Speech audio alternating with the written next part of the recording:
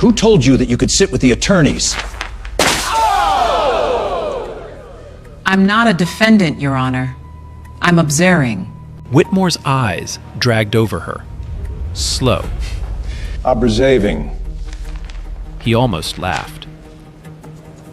Some uneducated black girl in a cheap coat wants to observe my courtroom. That's a new one. He leaned into the microphone. Tell me something. Does your kind even know what a courtroom is? Or did you wander in looking for the welfare line? She didn't flinch. She pulled out a notebook, clicked a pin. Your full name for the record, Your Honor?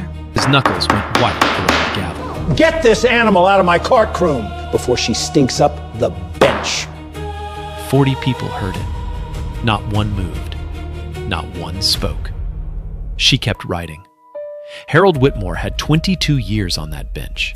Never once held accountable. He just handed her every reason to change that. Oh, but wait. You need to understand who this judge really was. Because this wasn't his first time. Jefferson County Courthouse had stood on the corner of Maple and 5th for 61 years. 3 stories of gray limestone. A flagpole out front that leaned slightly to the left. And on the second floor, behind a set of double oak doors that hadn't been oiled since the last century, sat Courtroom 4B. Harold Whitmore's courtroom. Not the county's, not the state's. His. 22 years he'd sat in that chair. 22 years of walking in at exactly 8:47 every morning, coffee in his left hand, a stack of folders in his right, and a look on his face that told every person in the room the same thing. You are beneath me. The clerks knew the look. They stopped talking whenever his footsteps echoed down the hallway. The bailiffs knew the rules. No coughing, no whispering, no eye contact unless spoken to first. Even the court reporters had learned to keep their heads down, fingers on the keys, mouths shut. Whitmore liked order. He liked silence. But most of all, he liked fear. Fear meant control, and control meant that nobody, not the attorneys, not the defendants, not the public defenders who shuffled in with wrinkled suits and hopeless cases, ever questioned him. And for 22 years, nobody did. There had been complaints, of course. Dozens of them. A young black attorney named Carla Stevens had filed one 6 years ago after Whitmore told her to speak English, not whatever they taught you in that community college.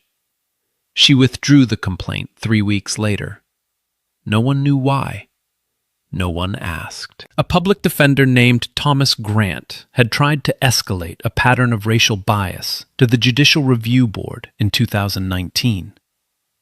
The board sent a letter. Whitmore received it, read it, and tossed it in the trash in front of his clerk. "Tell them I said thank you," he said. Nothing happened. The complaints disappeared, the way complaints always disappear when the person they're about has friends in high places.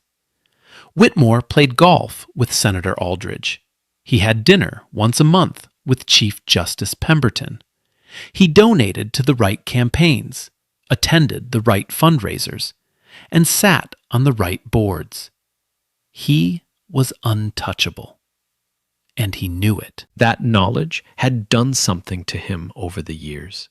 It had hollowed out whatever accountability once lived inside him and replaced it with something worse. Certainty.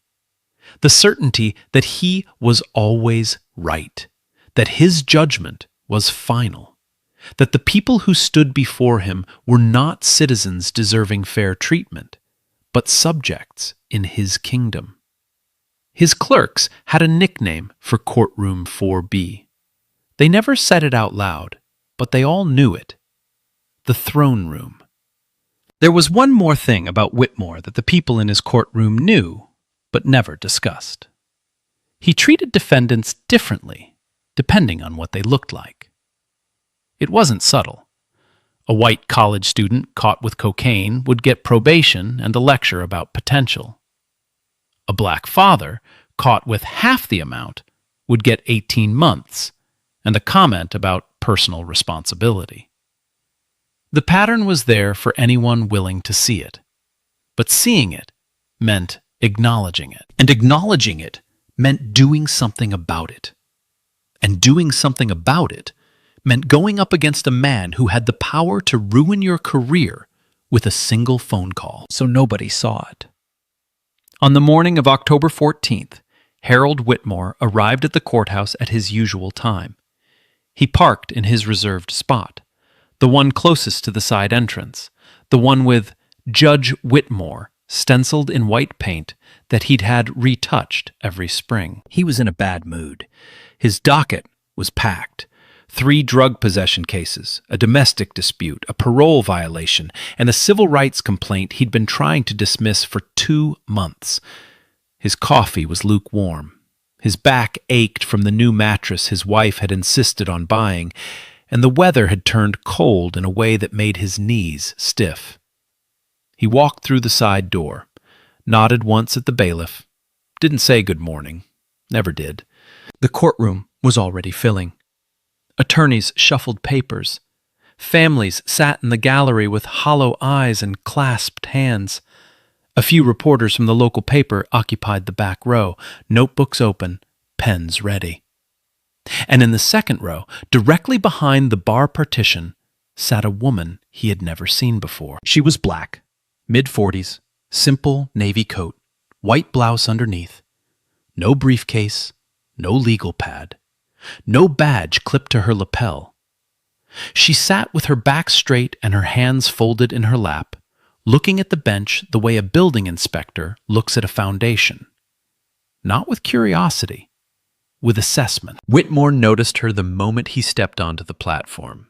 His eyes swept the room the way they always did, a king surveying his court, and landed on her. He paused, just for a second. Something about the way she sat, the stillness of her posture, the fact that she didn't look away when his gaze found hers. It bothered him. He didn't know her name. He didn't know why she was there. And he didn't care. What he knew, what 22 years of unchecked power had taught him, was that she didn't belong. Not in that row. Not in that coat. Not with that skin. He settled into his chair, adjusted the microphone, opened the first folder, but his eyes kept drifting back to the second row, to the woman who hadn't moved, who hadn't looked away, who sat like she owned the room more than he did. It was a feeling Harold Whitmore hadn't experienced in 2 decades. He didn't recognize it at first. It was the feeling of being watched by someone who wasn't afraid. Isabella Collins had driven 47 minutes that morning from her office in the state capitol to Jefferson County. She'd left before sunrise.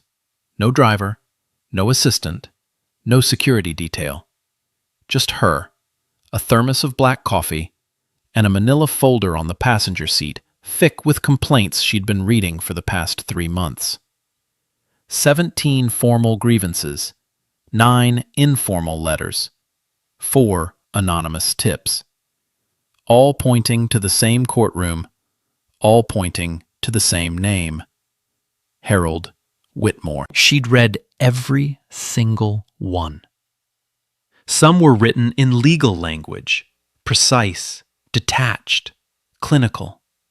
Those came from attorneys who knew how to protect themselves while still sounding the alarm.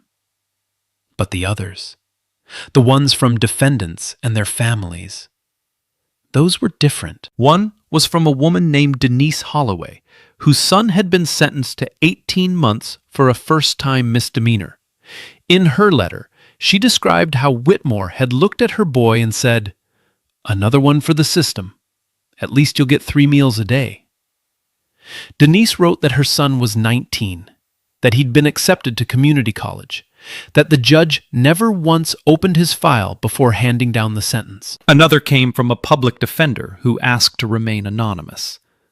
He described a pattern. Black and Latino defendants receiving consistently harsher sentences in Courtroom 4B. Not by a little, by a lot.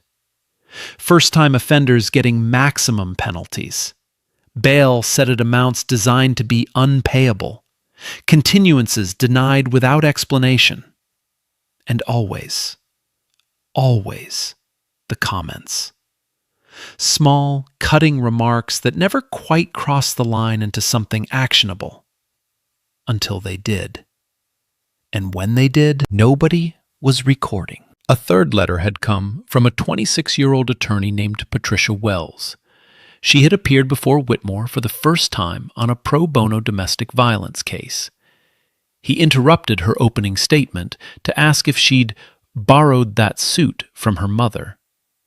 When she tried to continue, he told her to speak up because he couldn't understand her accent. Patricia Wells was born in Ohio. She didn't have an accent. She quit practicing law 4 months later. Isabella had read Patricia's letter 3 times. The third time, she closed her office door and sat in silence for 10 minutes. She knew men like Whitmore. She'd known them her entire life. Growing up on the south side of Dayton, Ohio, Isabella had learned early what it meant to be judged before you spoke. Her mother, Gloria Collins, worked 3 jobs: morning shift at the hospital laundry, afternoon shift at a grocery store, and weekend cleaning at a law firm downtown. Gloria never finished high school, but she could quote case law she'd overheard from the attorneys whose offices she vacuumed every night. "Baby girl," she used to say, setting a plate of rice and beans on the table after midnight, still wearing her cleaning uniform. "They built these systems to keep us out. Your job is to walk in anyway." Isabella walked in. She walked into every room they said she didn't belong. Honors classes, where teachers assumed she'd been placed by mistake. The debate team, where a coach told her she didn't have the voice for it. Harvard Law School, on a full scholarship, graduating 3rd in her class while working 20 hours a week at a legal aid clinic in Roxbury. After graduation, she turned down 6 private firm offers, each one paying more than her mother made in 5 years combined. She took a position at a legal aid nonprofit in Columbus instead. For 3 years, she represented tenants facing eviction, workers denied wages, and families trapped in a system that was supposed to protect them. She lost sleep. She lost weight. She won cases that nobody thought were winnable. She walked into the State Bar Association as a junior member at 29. By 34, she sat on the ethics committee. By 38, she chaired it. At 41, she became the youngest president in the organization's 112-year history, the first black woman to hold the position. But titles meant nothing to Isabella if they didn't translate into action. She hadn't fought her way into the room to sit quietly and collect recognition. She'd come to change how the room operated. The complaints about Whitmore had landed on her desk through official channels, but it was the unofficial ones, the handwritten letters, the voicemails from crying mothers, the email from Patricia Wells, that made Isabella pick up her car keys that morning. She didn't send an investigator. She didn't schedule a formal review. She didn't call ahead. She drove. Because Isabella Collins had learned something in 20 years of legal work that most people in power never understood. The truth doesn't reveal itself when it knows you're watching. You have to catch it off guard. So she dressed simply. Navy coat, white blouse, dark slacks. No badge, no briefcase, no nameplate. She pulled her hair back, put on flat shoes, and left every visible marker of authority locked in her office drawer. She wanted to see what Harold Whitmore did when he thought nobody important was in the room. She arrived at the courthouse at 8:30, walked through the metal detector, smiled at the security guard who barely glanced at her, climbed the stairs to the second floor, pushed open the heavy oak doors of courtroom 4B, and sat down in the second row.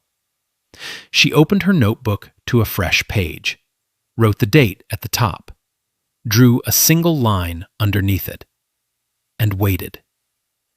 She didn't have to wait long. The first case that morning was a drug possession charge. A 23-year-old named Tyler Benson, first offense, found with a small bag of marijuana during a routine traffic stop. His public defender, a tired-looking man in a suit that had seen better decades, stood beside him and argued for diversion, a first offender program that would keep the conviction off Tyler's record. Whitmore barely looked at the file. Denied. The public defender blinked. Your Honor, the prosecution has already agreed to. I said denied. Next. Tyler Benson was sentenced to 6 months. His mother, in the back row, pressed both hands over her mouth. No sound came out. She'd learned, like everyone else in this room, that sound drew attention. And attention from Judge Whitmore was never the kind you wanted. Isabella wrote it down. The time, the case number, the sentence, the mother's face. She turned to a new line in her notebook and underlined it twice. The second case was a parole violation. A man named Samuel Crawford, 41, had missed a check-in with his parole officer because his car broke down. He had documentation, a tow receipt, a mechanic's invoice, a signed statement from his employer confirming he'd called in. His attorney presented all of it. Whitmore held up the tow receipt between two fingers like it was something he'd found on the bottom of his shoe. This doesn't prove anything. Your Honor, the receipt is dated. I can read, Counselor. What I'm reading is an excuse. He dropped the paper. It floated to the floor. Nobody picked it up. 30 days. County. Maybe next time you'll find a car that works. Samuel Crawford stood there, mouth open, eyes wide. 30 days for a broken-down car. Isabella's pen moved across the page. She didn't look up. She didn't need to. She could hear everything. The crack in Samuel's voice when he said, "Yes, Your Honor." The shuffle of his shoes as the bailiff led him to the side door. The absolute silence of a room full of people who had just watched injustice happen and said nothing. It was somewhere around 9:15 when Whitmore's attention drifted back to the second row. Isabella had been sitting in the same position for 40 minutes. Straight back, navy coat buttoned, notebook open, writing. He'd noticed her when he first walked in. He'd noticed the way she didn't look down when he looked at her. And now? Now he noticed she was still writing, still watching, still there. It scratched at something inside him, a splinter he couldn't reach. He waited until the Crawford case was processed. Then he cleared his throat. You, in the second row. The courtroom shifted. Attorneys glanced over their shoulders. The bailiff near the side door straightened. Isabella looked up from her notebook. Her expression didn't change. She'd been expecting this. Yes, Your Honor? I've been watching you scribble in that notebook for the last 40 minutes. You're not an attorney. You're not a reporter. So what exactly are you doing in my courtroom? She closed the notebook, rested her hands on top of it. Observing, Your Honor, as is my right under the First Amendment. Whitmore's left eye twitched, just barely, but Isabella caught it. She'd spent her career reading faces across courtrooms, boardrooms, and hearing panels. She knew what that twitch meant. Control slipping. Observing, he repeated. He said it the way someone repeats a word they find amusing and offensive at the same time. And what exactly qualifies a woman like you to observe proceedings in a federal courtroom? The Constitution qualifies me, Your Honor. A few attorneys exchanged glances. One, a young woman at the defense table, pressed her lips together to suppress what might have been a smile. Whitmore didn't smile. Let me explain something to you. His voice dropped. Not softer, harder. The kind of quiet that fills a room the way cold fills a basement. This courtroom is not a public park. You don't just wander in off the street in a coat that looks like it came from a donation bin, sit wherever you please, and start taking notes like you're grading a school paper. He leaned forward. The leather of his chair groaned. I don't know who you are. I don't know where you crawled in from. But I've been doing this long enough to know when someone doesn't belong. He pointed the gavel at her. And sweetheart, you don't belong anywhere near this bench. You never did. And deep down, you know it too. The word sweetheart landed in the room like a slap across the face. Every attorney in the room looked at their hands.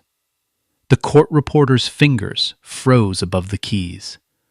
The bailiff shifted his weight from one foot to the other, but didn't move. Isabella didn't react. Not visibly. But inside, something locked into place. A gear turning. A decision crystallizing. She'd come to observe. To gather information quietly. To build a case over weeks, maybe months. Harold Whitmore had just accelerated the timeline. She opened the notebook again, wrote one sentence, closed it, and waited for him to keep going. She knew he would. Men like Whitmore always did. He kept going. The next case on the docket was a domestic dispute, a woman named Angela Price seeking a restraining order against her ex-husband. But Whitmore barely processed it. His eyes kept sliding to the second row, to the notebook, to the pen that hadn't stopped moving since he'd first spoken to her. He rushed through Angela Price's hearing in 11 minutes. Denied the restraining order. Told her to work it out like adults. Angela sat down with shaking hands and tears running silently into her collar. Her attorney put a hand on her shoulder, said nothing. There was nothing left to say in this room. Isabella added another line to her notebook. Another name, another case, another failure. Whitmore called a recess at 9:40. Not because the docket required it, because he needed to regroup. He disappeared through the door behind the bench for 12 minutes. When he came back, his face had the look of a man who'd had a conversation with himself in the mirror and decided he was right. He sat down, adjusted the microphone, and looked directly at Isabella. "We have a spectator in the gallery today," he announced to the room. Not to her, about her, as if she were a zoo exhibit. Apparently, she finds our proceedings educational. Maybe she's studying for her GED. A nervous laugh rippled through the first row. Two attorneys. They stopped the moment they realized no one else was laughing. Isabella didn't look up. She kept writing. That was what broke him. Not defiance, not argument, the writing. The quiet, steady, unshakable act of documentation. Every time Whitmore spoke, her pen moved. Every ruling, every comment, every word recorded. He couldn't see what she was writing, and that was worse than anything she could have said out loud. He leaned into the microphone. "Ma'am, I'm going to ask you one more time. Close that notebook." Isabella looked up, met his eyes, held them. "No, Your Honor." The room went still. Not quiet, still. The kind of stillness that happens in the seconds before something irreversible. Excuse me? I said no. This notebook is my personal property. I am within my legal rights to take notes in a public proceeding. You have no authority to compel me to stop. Whitmore's knuckles whitened around the gavel. His jaw tightened so hard, the tendons in his neck stood out like cables. You want to talk to me about authority? His voice was low, dangerous. I am the authority in this room. I decide what happens in here. I decide who speaks, who sits, who stays, and who goes. And right now, I am deciding that you are disrupting these proceedings. I haven't said a word, Your Honor. I've been sitting silently. Your presence is the disruption. The words hung in the air. Every person in that courtroom heard them. Your presence is the disruption. Not her behavior, not her actions, her presence, her existence in his space. A young attorney at the defense table, Douglas Bennett, 28, 3 years out of law school, stood up. His chair scraped the floor. The sound was deafening in the silence. Your Honor, with respect, the observer has done nothing to warrant removal. She's exercising a constitutional right. Whitmore turned to him, slowly, the way a spotlight turns towards someone who just made the mistake of volunteering. Counselor Bennett, did I ask for your opinion? No, Your Honor, but then sit down, unless you'd like to join her. Bennett hesitated. His hands were shaking.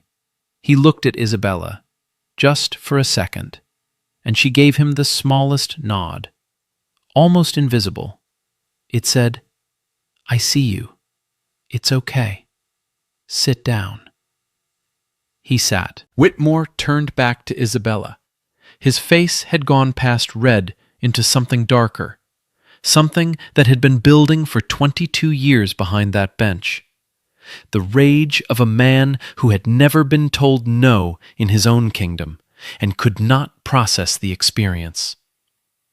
I'm going to give you one final chance, he said. Close that notebook. Stand up. Walk out of my courtroom, or I will hold you in contempt and have you taken to a holding cell downstairs. Your choice. Isabella looked at him. She didn't close the notebook. She didn't stand. She clicked her pen once, a small, deliberate sound that echoed off the wood-paneled walls like a gunshot. I'll stay, Your Honor. Thank you. Whitmore slammed the gavel. Contempt! Bailiff, remove her! The bailiff took one step forward, then stopped. He looked at Isabella, looked at Whitmore, looked at the room full of people who were all watching, all recording this moment on their phones held low against their laps. He didn't move. Nah, this is insane. Imagine you're sitting there, minding your own business, writing in a notebook, and a judge calls you an animal and wants to lock you up for it. In a public courtroom. Would you stay calm? Because I honestly don't think I could. The bailiff's name was Raymond Watts. He'd worked in courtroom 4B for 9 years. He'd seen Whitmore dress down attorneys. He'd seen him reduce defendants to tears. He'd watched him throw a water pitcher against the wall once during a sentencing hearing, and then act like nothing happened. But he'd never seen this. A woman sitting calmly while a judge unraveled in front of her. A notebook held like a shield. A pen that moved like a weapon. And a courtroom full of people who were watching something shift in real time, even if they couldn't name it yet. Raymond Watts took one step forward, then stopped. Bailiff? Whitmore's voice cracked on the second syllable. I gave you an order. Your Honor, she's in contempt. I've ruled. Remove her. Now. Raymond looked at Isabella. She sat exactly as she had been, back straight, notebook open, pen resting on the page. She didn't look afraid. She didn't look defiant. She looked like someone who had been in this exact position before and knew precisely how it would end. Raymond reached for her arm. His fingers hovered an inch from her sleeve. He couldn't bring himself to close the gap. "It's all right," Isabella said quietly. Only he could hear it. "Do what you need to do. I'm not going anywhere." It was the gentleness in her voice that undid him. Not resistance. Certainty. The absolute, bone-deep certainty of a woman who knew the ground she stood on better than anyone else in that room. Raymond dropped his hand, stepped back, took his position by the door. "I can't remove her, Your Honor. She hasn't broken any law." The room exhaled. Whitmore's face went through 3 colors in 4 seconds. Pink, red, a deep bruised purple that started at his collar and climbed to his temples. His hands were shaking. The gavel trembled in his grip. "You," he pointed at Raymond, "you are done. You hear me? Done.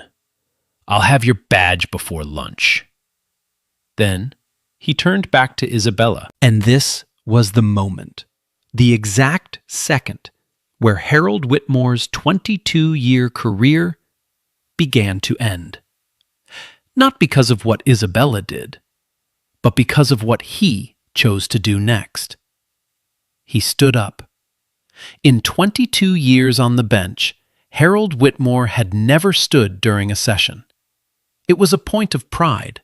The bench elevated him. The robe distinguished him. Standing was for the people below. He ruled from above, but rage had pulled him to his feet. Rage and something deeper. The primal panic of a man who feels his authority bleeding out and can't find the wound. He leaned over the bench, both hands flat on the surface, veins running like rivers under the skin of his forearms. "Let me tell you something," he said. His voice had dropped to a register that made the court reporter's hands shake. "I have been serving this court since before you were old enough to spell your own name. I have put away criminals. I have upheld the law. I have earned this seat.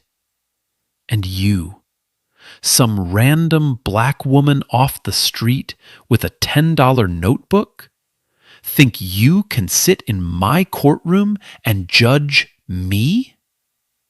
He let the words land. Then he added 3 more. "Know your place." The court reporter's hand stopped moving. She couldn't type anymore. Tears were running down her face. Attorney Bennett had his phone under the table, recording. The 2 reporters in the back row had stopped pretending to be casual. Their pens were moving as fast as Isabella's. A woman in the gallery, Denise Holloway, whose son had been sentenced that morning, was sobbing silently, her hands pressed against her chest. In the back row, an elderly man in a veteran's cap shook his head slowly. He'd come to support his grandson's sentencing hearing, scheduled for later that morning. He'd served 31 years in the military. He'd been called worse in his lifetime. But hearing it from a judge, from a man sworn to uphold equality under the law, that was something different. That was the system telling you, out loud, what it had always whispered. And Isabella Collins sat in the second row, with her notebook open and her pen still. She wasn't writing anymore. She was looking at Harold Whitmore with an expression that nobody in that courtroom had ever seen directed at him before. Not anger, not fear, not shock. Pity. She pitied him because she knew what he didn't. She knew what was coming. She knew that every word he'd said, every insult, every racial slur, every abuse of power had been spoken into a live microphone, transcribed by a court reporter, recorded on at least 3 phones, and documented in a notebook that would be entered as evidence in a formal judicial review. She knew that the man standing above her, shaking with rage, pointing his gavel like a weapon, had just ended his own career. And he didn't even know it yet. Isabella looked at him one last time, calm, steady, the same way she'd looked at him when he first told her she didn't belong. Then she spoke. "Your Honor, before you proceed with the contempt charge, may I state my name for the record?" Whitmore laughed, a short, ugly sound that bounced off the oak walls. "Go ahead, it won't matter." Isabella stood, slowly, the way someone stands when they know the room is about to change. "My name is Isabella Collins." She paused. Let it sit. "And I'd like to introduce myself properly. My name is Isabella Collins. I am the president of the State Bar Association. I hold authority over every licensed attorney in this state, including the one responsible for your appointment to this bench." She let the words settle, one by one, like stones dropped into still water. "I am here today conducting an unannounced review of judicial conduct in Courtroom 4B, following 17 formal complaints filed against you over the past 4 years." The silence that followed wasn't silence. It was the sound of 40 people holding their breath at the same time. It was the sound of every assumption in the room collapsing. It was the sound of a 22-year empire cracking at its foundation. Harold Whitmore's mouth opened, closed, opened again. No words came out. His face had gone from purple to white, a bloodless, ashen white, the color of a man watching his own house burn with him still inside it. That's not," he stammered. For the first time in 22 years on that bench, Harold Whitmore stammered. "You can't just... This is my courtroom. You can't walk in here without notice and—" "I can," Isabella said, "and I did. The State Bar Association has the authority to conduct unannounced reviews of any courtroom in this state. Article 7, Section 12 of the Judicial Conduct Code. A code you swore to uphold when you took that oath 22 years ago." She reached into her coat pocket, pulled out a small leather case, opened it. Inside was her official credential, the seal of the State Bar Association embossed in gold, her photo, her title, and her signature. She held it up.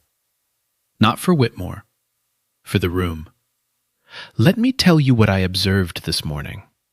Her voice was steady, clear, the kind of voice that fills a room without rising. "In the past 90 minutes, I have witnessed the following violations of judicial conduct." She opened her notebook. The pages were dense with writing, small, precise letters in blue ink. She didn't need to read them. She'd memorized every word. But the notebook wasn't for her. It was for the record. 1. Case number 2024-JC-0847. Tyler Benson. A first-time offender eligible for diversion under state guidelines. The prosecution had already agreed to the program. You denied it without reviewing the case file and imposed a 6-month sentence. That constitutes an abuse of judicial discretion. 2. Case number 2024-JC-0851. Samuel Crawford. A parole violation with documented mitigating circumstances, including a tow receipt, a mechanic's invoice, and an employer's statement. You dismissed all evidence without consideration and imposed 30 days of county incarceration. That constitutes a failure to consider exculpatory evidence. 3. Case number 2024-JC-0855. Angela Price. A domestic violence victim seeking a restraining order. You denied it in 11 minutes and told her to, quote, work it out like adults. That constitutes a failure to protect a petitioner in a domestic violence proceeding. She paused, turned the page. 4. Racial bias. In the 90 minutes I've been present, you have referred to me, a black woman, as an animal, told me I didn't belong, mocked my education, suggested I was studying for my GED, and told me to know my place. These remarks were made into a live microphone in open court in front of 43 witnesses and were transcribed by your court reporter. She looked at the court reporter. The woman was crying, but her hands were back on the keys. She nodded. Once. She had it all. 5. Abuse of contempt power. You threatened to hold me in contempt and have me jailed for exercising my constitutional right to observe a public proceeding. You also threatened to fire bailiff Raymond Watts for refusing to execute an unlawful order. She closed the notebook. The sound was quiet, but in that room it landed like the closing of a cell door. Your Honor, she said, and the two words carried a weight that pressed the air out of the room. Based on what I have personally witnessed and documented today, I am initiating an immediate formal investigation into your conduct. Effective now. Whitmore gripped the edge of the bench. His knuckles were bone white. His breath came in short, shallow pulls. The robe that had made him look powerful an hour ago now looked like a costume. Oversized, ridiculous, draped over a man who had shrunk inside it. You can't. I have connections. I know Senator Aldridge. I know Chief Justice Pemberton. You think you can just— Senator Aldridge has no jurisdiction over judicial conduct reviews. Neither does Chief Justice Pemberton.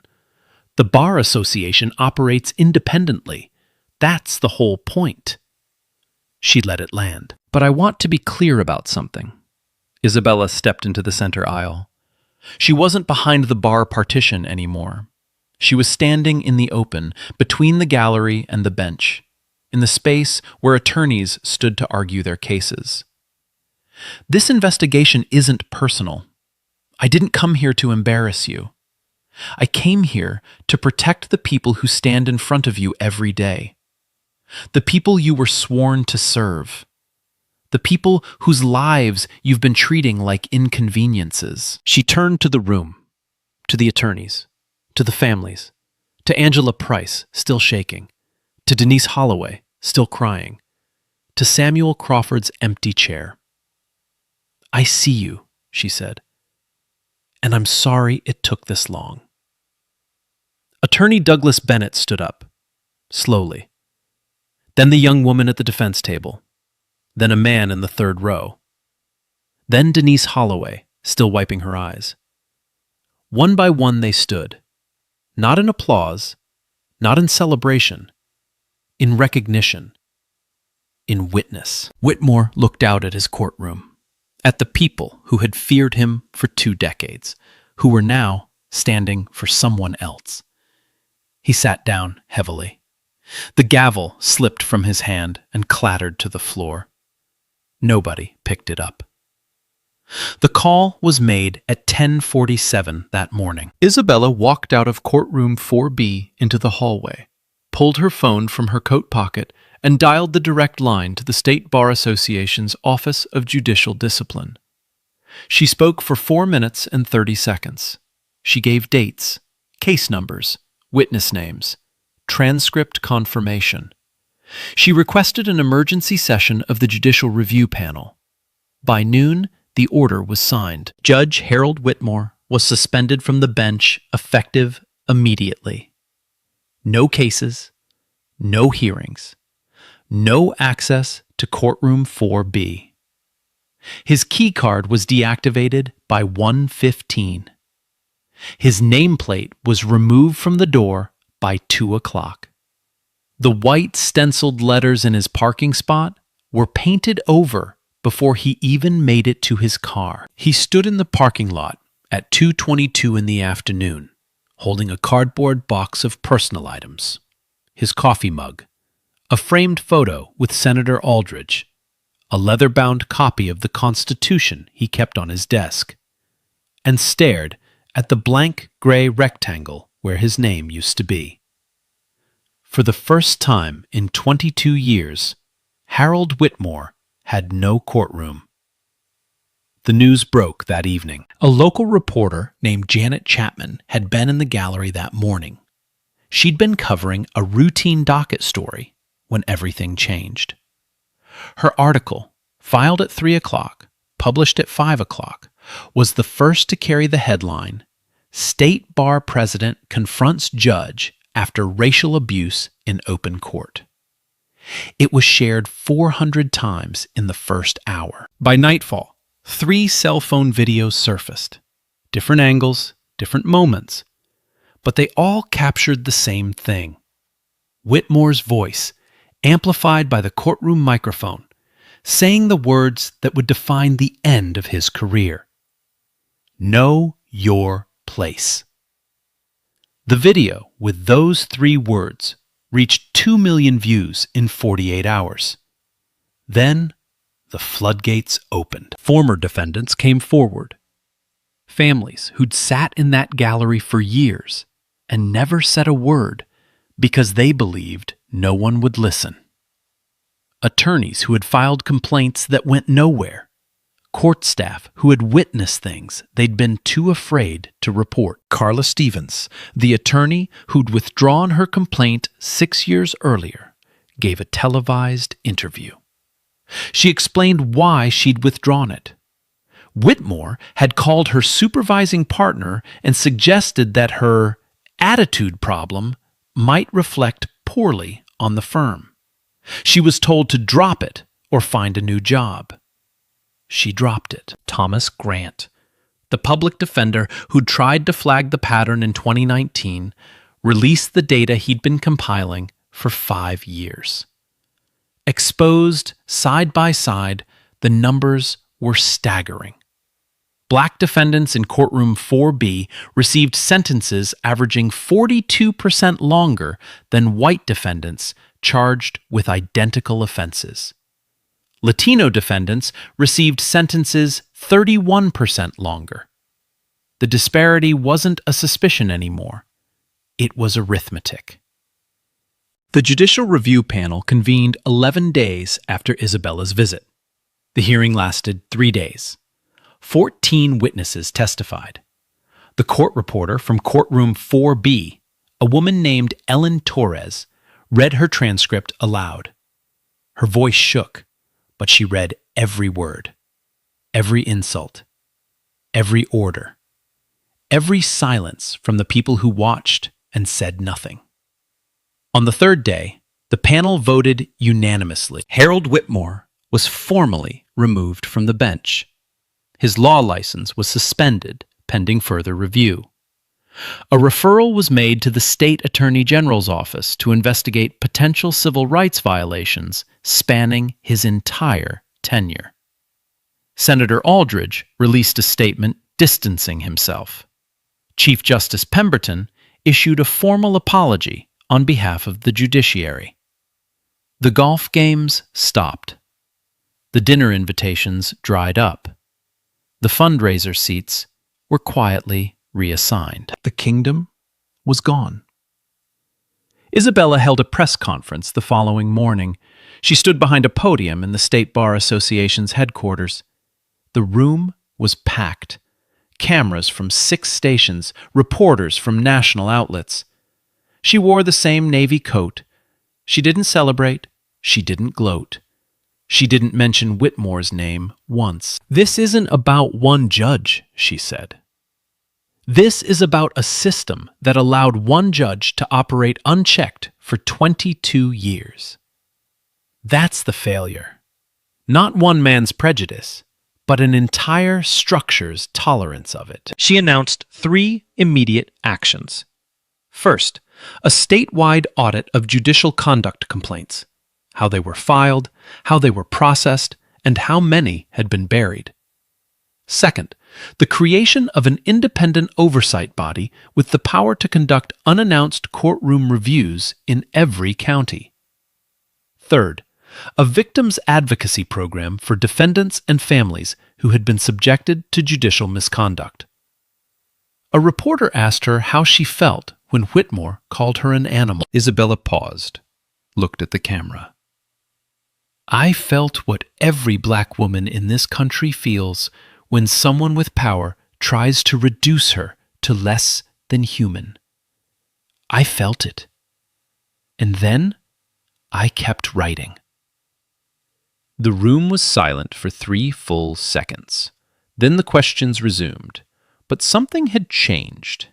In that silence, in those 3 seconds, every person in that room understood that Isabella Collins hadn't walked into courtroom 4B looking for a fight. She'd walked in looking for the truth. And the truth had been worse than any of them imagined. 1 year later, courtroom 4B reopened under a new name. The county voted to rename it. Not after a judge, not after a senator, after a principal. The brass plaque beside the oak doors now read, Equal Justice Courtroom. Installed on a Tuesday morning. No ceremony, just a maintenance worker, a drill, and 4 screws. The new presiding judge was Victoria Ashford, 44, former civil rights attorney. She'd spent a decade representing the exact kind of people Whitmore spent his career crushing. On her first day, she introduced herself to every clerk and bailiff by name and left her chamber door open. She never closed it. Tyler Benson's conviction was overturned on appeal. He enrolled in community college that fall, the same program he'd been accepted to before Whitmore sentenced him. He was studying criminal justice. His mother drove him to campus on the first day. Samuel Crawford was released after review. The tow receipt was admitted as evidence. His record was expunged. Angela Price received her restraining order. A different judge read her file in full and granted it without hesitation. Carla Stevens returned to practicing law. She opened her own firm, specializing in judicial misconduct cases. Douglas Bennett left his firm to join a national civil rights organization. He trained young lawyers to identify and report judicial abuse. Every presentation began the same way: a photo of a small leather notebook and the words, "This is the most powerful weapon in any courtroom." Thomas Grant's data was cited in a landmark legislature hearing. The bill that followed, the Collins Act, mandated annual independent audits of sentencing patterns in every courtroom in the state. It passed unanimously. Ellen Torres, the court reporter whose tears had fallen onto her stenotype that morning, was promoted to lead court reporter for the district. She gave a speech at the annual Judiciary Conference about the responsibility of the record. "The transcript doesn't care about power," she said. "It only cares about truth." Raymond Watts stayed. He requested a transfer to Judge Ashford's courtroom. Same side door, same uniform. But for the first time in 9 years, he didn't dread walking through it. Harold Whitmore was last seen leaving a disciplinary hearing in a gray suit with no tie. No cameras followed him. No reporters called his name. He walked to his car alone. The man who once commanded silence in a room of 40 people now couldn't get a single person to look at him. And Isabella Collins. She kept driving. Every month a different county, a different courtroom. Never called ahead, never wore a badge. Just a navy coat, a white blouse, and a notebook. She'd walk in, sit down, open to a fresh page, and watch. On a cold January morning, 13 months after Courtroom 4B, Isabella walked into a courthouse she'd never visited, sat in the third row, opened her notebook, wrote the date. A judge entered, took the bench, looked out at the gallery. His eyes passed over her without stopping. She clicked her pen and started writing. Man, what if that was your mom sitting in that chair? Your sister? What would you do if some judge looked at the person you love and said, "Know your place"?